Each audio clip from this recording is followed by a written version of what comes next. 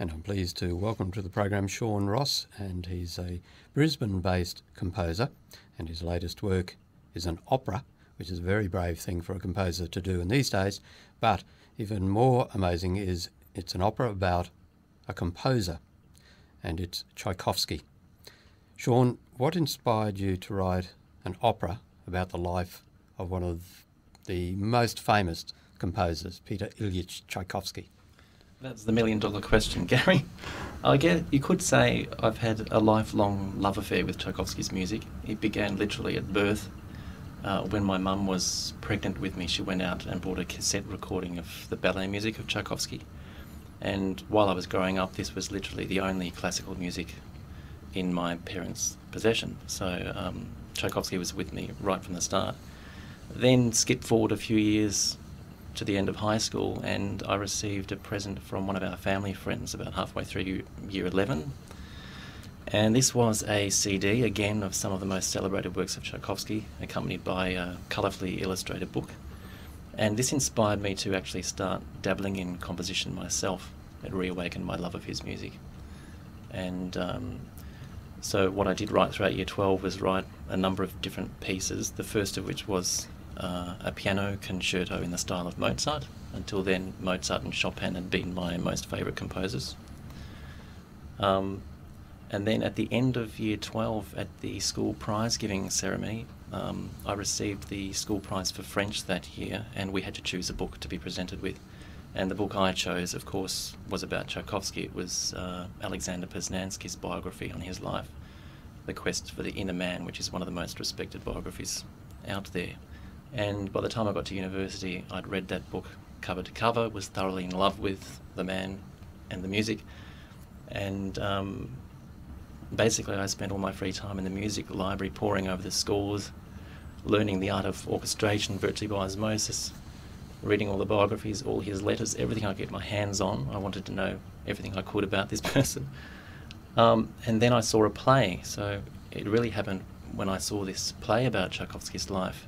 It's a Jeffrey Williams play that was put on at the Carlton Courthouse, which is a very small, intimate venue in Melbourne. And it was called Maestro, and it centred mainly around a number of different romances that were part of his life. And I remember sitting there, watching the play unfold, thinking to myself what rich material Tchaikovsky's life was for the theatre. And then it occurred to me what a huge oversight it had been till then, that no composer had ever thought to depict his life in music through an opera.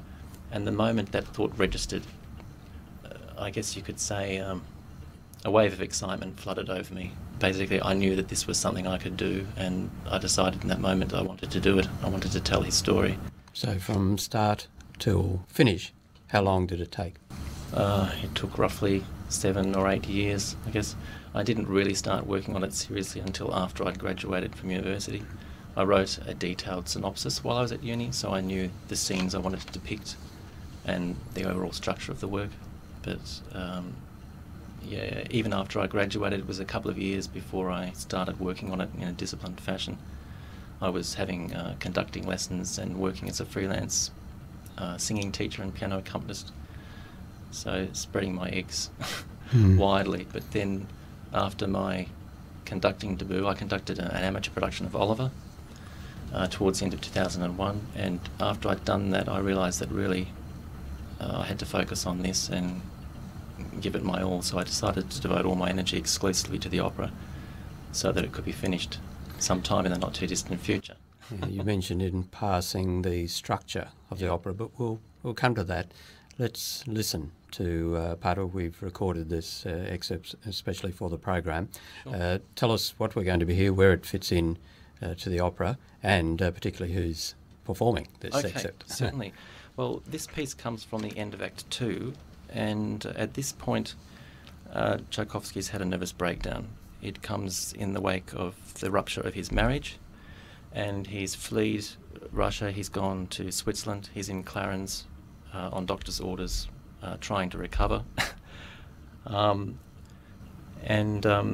This is an aria where he's basically reflecting on this time in his life, and he's thinking of his patroness, his just become acquainted with Nadezhda Olmek, who would then support him for a further 13 years, and he's expressing his gratitude for her having entered into his life.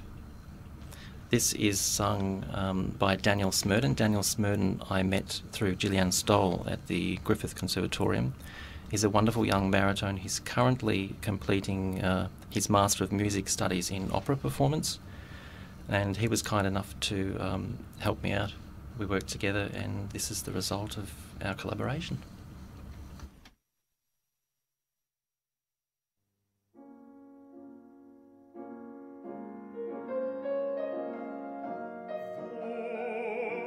Rescue from the brink of insanity, far removed from the sorceress and her snare.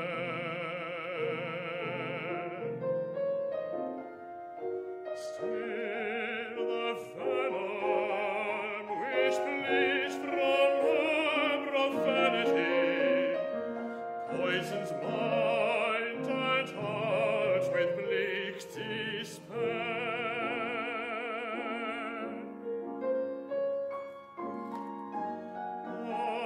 As this tempest on creative heart diffuse, like a poet rendered views without his muse. No, not yet, for in my heart of crucifixion the thought of you, beloved friend, consoles my heart.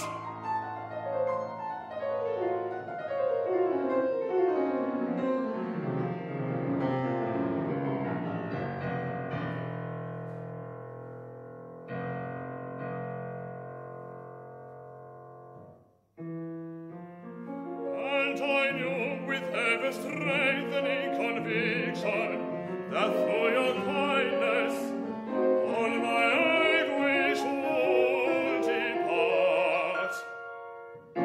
So in my death I be treated and not forsaken, till the soul my depressions overtaken, but through the radiance of your light I'll be reborn. Beyond a vision, the sun of life's new dawn.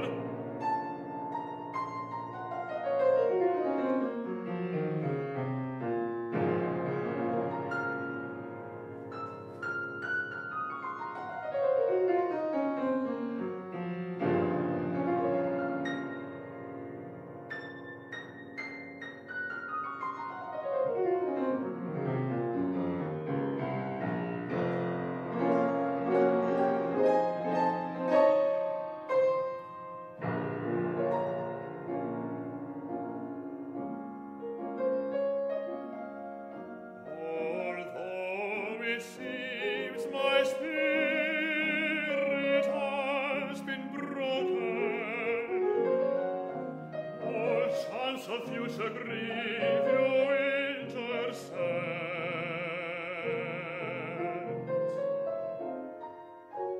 Then in honor of such goodness please accept of the symphony I write